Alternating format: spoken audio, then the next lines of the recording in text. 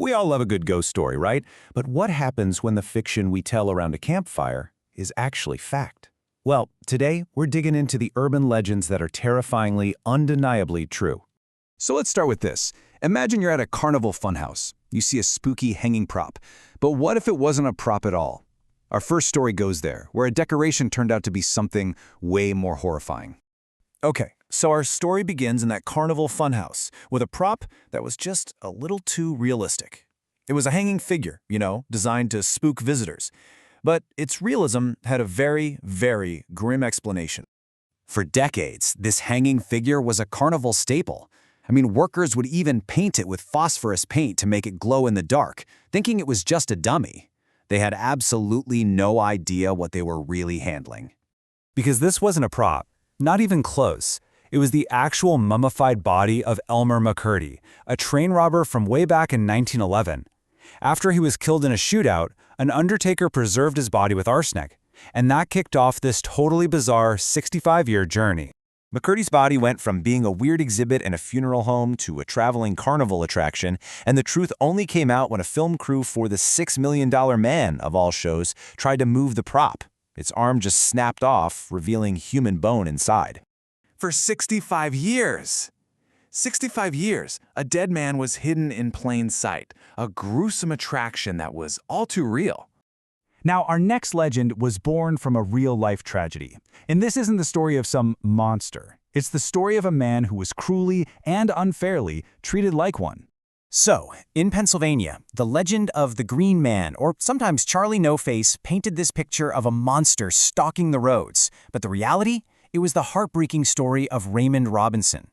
As a child, he touched a high-voltage power line and was severely disfigured. He lost his eyes, his nose, and an arm. The only reason he chose the walk at night was because he didn't want to frighten people. And that's the real story. He was far from being a monster. People who actually met him knew him as a kind man who spent his days crafting leather goods. The whole glowing green face, it was probably just car headlights. His story is just a powerful reminder of how quickly we can turn a person into a phantom, creating a monster out of fear of what's different. Okay, our next story takes us to Virginia, and a creepy figure that basically stepped out of folklore and right into documented police reports.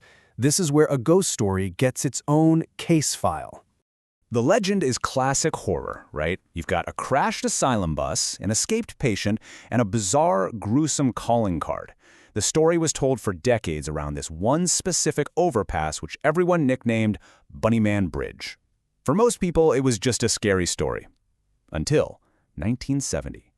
In just 10 days, the legend became frighteningly real.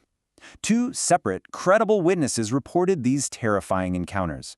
An Air Force cadet had an axe thrown through his car window by a figure in white. Then, a security guard was threatened by a man in a full rabbit suit also wielding an axe. And in both instances, they were yelled at for trespassing. Even with a police investigation and over 50 witness reports, the Bunnyman was never caught. He just vanished, leaving behind a terrifyingly real chapter in a local legend. For our final story, we're going to look at a case where the boogeyman wasn't just inspired by a real person. The boogeyman was a real person, living out the urban legend in the most horrific way. On Staten Island, Cropsey was the local boogeyman. The story told to scare children, about a deranged figure who stalked the old, notoriously abusive Willowbrook Asylum grounds and snatched kids. It was a terrifying tale, but just a tale, until children actually started disappearing. The boogeyman was real. His name was Andre Rand, and he was a former orderly at the Willowbrook Institution.